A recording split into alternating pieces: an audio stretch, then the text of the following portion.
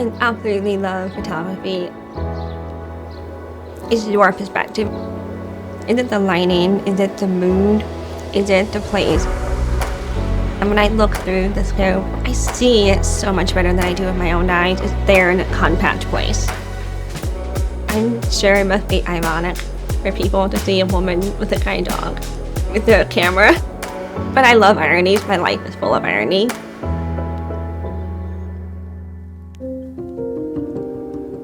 I was born deaf-blind from birth. In the first year and a half, my parents just thought I was a late bloomer. They were floored when they found out that I was deaf. And they learned about cochlear implants, which is still relatively new. You take this device and you surgically implant it, and all of a sudden, someone can hear. It's actually quite amazing. And then the journey began from there. When they learned that I had not heard or spoken for the first year and a half, I had to learn what sound was, what sounds were, how to recognize sound. Then I had to learn how to make the sound. It was very difficult. The vision piece of the puzzle came many years later when I was 15. I was at a routine eye appointment. And there was a doctor I had seen for years, and she said, "Hey, your retina looks a little funny. We're going to refer you to like a retina specialist." I remember being at the appointment and we were talking about the shirt I was going to wear to get my learner's permit picture the next day. A doctor came in and told me that I had Usher Syndrome. You're deaf from birth. You have like some kind of like balance issue and your vision loss is progressive. So I essentially have tunnel vision, so I can see everything right in front of me. That is crystal clear, then there is nothing else. It was so bewildering to me that I had something my entire life and I didn't know it. It was a lot to process. I definitely went through all the stages of grief. I was 21 when I finally accepted what it meant to me. I remember the moment. I was actually in London studying abroad for the summer. And I remember thinking, from this point forward, we're just going to do everything.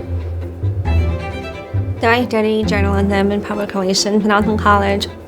Once I got out of college, I worked in public relations, and this was during the pandemic. I jokingly said to my family, "Hey, maybe I should go to grad school." And they're like, "Hey, why don't you?" So I decided to go to Georgetown.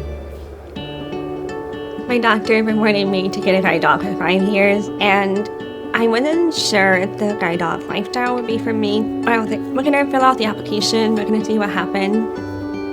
I remember getting the phone call, and they told me that I had a match. I was like, "Can I ask what the dog's name is?"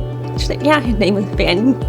I remember when they came that morning, we put the harness on, and we were walking, and he stopped at a crack in the sidewalk. He looked at me.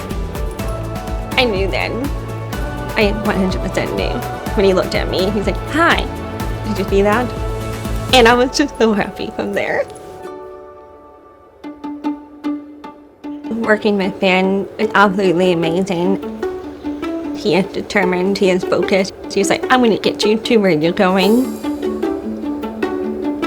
I feel way more confident just going out the door.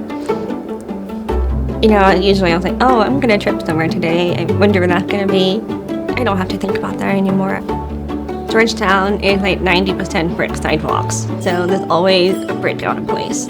And he will stop on his paw perfectly on the brick out of place. He's like, "I found this. You won't trip on it now." Working with Ben giving me such an incredible peace of mind. I would spend a lot of time looking down at the ground, even with my cane. I don't have to look down anymore. I can look up. Oh my gosh, there's so many things I've never noticed before. I know he's got me.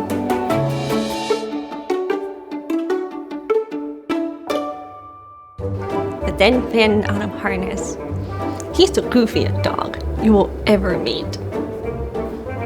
He is absolutely bouncy and so joyful. His favorite toy is his round donut. When he meets people for the first time, he turns around, gets a donut, and he goes, "Hi, I'm Finn. This is my toy. How are you doing?"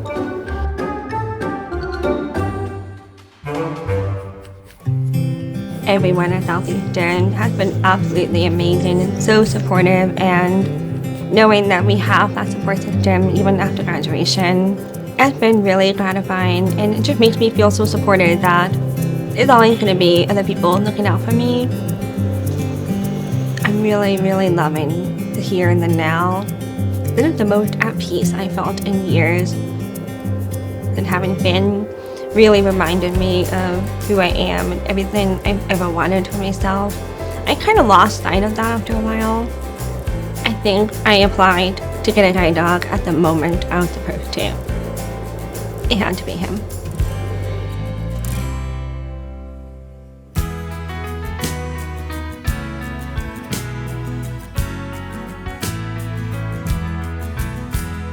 Now is the time to remember there are two of us facing our fate.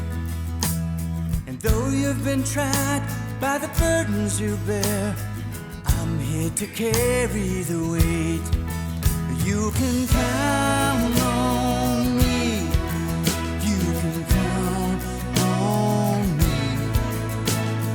Ready and willing whenever you need.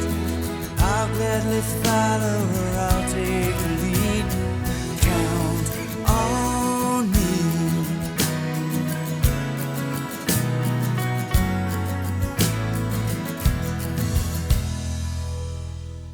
View every episode of Dogs of Destiny at guidedogs.org/dogsofdestiny.